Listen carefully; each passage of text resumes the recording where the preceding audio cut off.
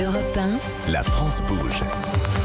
Elisabeth Assayag. Et c'est déjà la dernière partie de votre émission, La France bouge. Nous sommes toujours avec notre grand témoin du jour, Nicolas Dufourcq. Vous êtes le directeur général de BPI France. Et dans La France bouge, c'est aussi une émission qui met en avant les bonnes pratiques des entreprises envers leurs salariés pour qu'ils se sentent bien et soient heureux d'y travailler. Comme vous, bonjour Olivier Fatus. Bonjour Elisabeth. Vous êtes associé responsable au sein du cabinet d'audit et de conseil BM&A. C'est un cabinet qui existe depuis 40 ans. Vous êtes présent à Paris, à Lyon, Toulouse, Londres, Casablanca et dans 89 pays. 200 salariés, vous êtes 36 associés.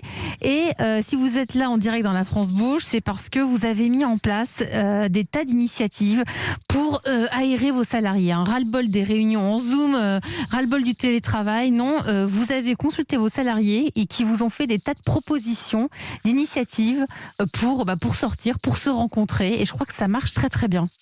Exactement. Au sein du cabinet, donc on a, comme tout le monde, été confronté au problème du confinement. Et dans la suite du confinement, on a souhaité mettre en place des initiatives au sein de chaque département pour que chacun puisse à nouveau se rencontrer et partager des moments ensemble. Alors côté banque assurance, nous on a mis en place une course.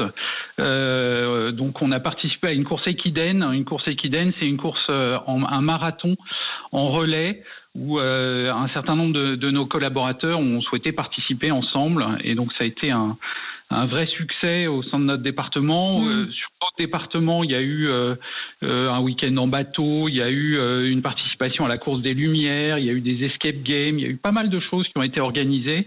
Et on a eu une vraie mobilisation des équipes pour se coordonner et créer des événements dans chacun des départements du cabinet. Et ça donne des meilleures performances au travail quand on a de telles initiatives? Alors, on sent surtout le besoin des équipes de se retrouver et là, on a eu un gros succès parce que les équipes ont vraiment pris l'initiative de porter leurs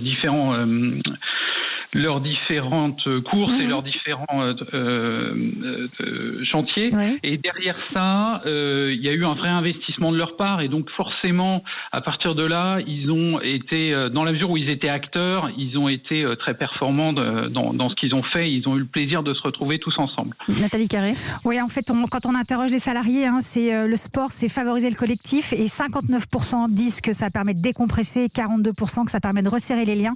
Donc espérons que ces initiatives vont se développer dans les entreprises. Merci à vous Olivier Fatus, vous êtes associé responsable pôle banque assurance du cabinet d'audit et de conseil BM&A. C'est déjà la fin de votre émission. Un grand merci à notre grand témoin du jour, Nicolas Dufourcq. Vous êtes le directeur général de BPI France et je rappelle que les entrepreneurs n'ont jamais été aussi optimistes. Une deuxième année historique en termes de financement pour BPI avec plus de 20 milliards d'euros de prêts et d'aides. Qu'est-ce qu'on peut vous souhaiter, Nicolas Dufourcq? Beaucoup de choses, parce que le chemin est encore long pour qu'on soit là où on veut être. Vous voulez aller où? Alors, d'abord, réindustrialiser pour partie la France, ça c'est vraiment fondamental. C'est fondamental pour 1000 raisons, le commerce extérieur, etc. Mais c'est fondamental pour les Français, pour l'équilibre de la société française. Il faut absolument qu'on ait une industrie. Ensuite, nos entreprises de tech, on en a quantité. Il ne faut pas que ce soit simplement des bonsaïs. Il faut que ce soit des très grandes entreprises de portée mondiale qui rendent tout le monde fier. Ça, c'est vraiment important. Il faut que l'entrepreneuriat en France, il a fait de gros progrès récemment. Il était un peu dans un coin. Maintenant, tout le monde en parle. Mais il faut qu'il s'installe vraiment au centre des valeurs de la société française. Toutes ces belles nouvelles perdurent et restent ancrées au sein de notre pays. Merci à vous. On se retrouve demain avec une entreprise qui elle aussi a souffert de la crise. Ils ont été fermés pendant 15 mois, les cirques. Et le patron du cirque Bouglione est notre invité. À demain. Dans un instant, le Flash, suivi de Christophe Ondelat.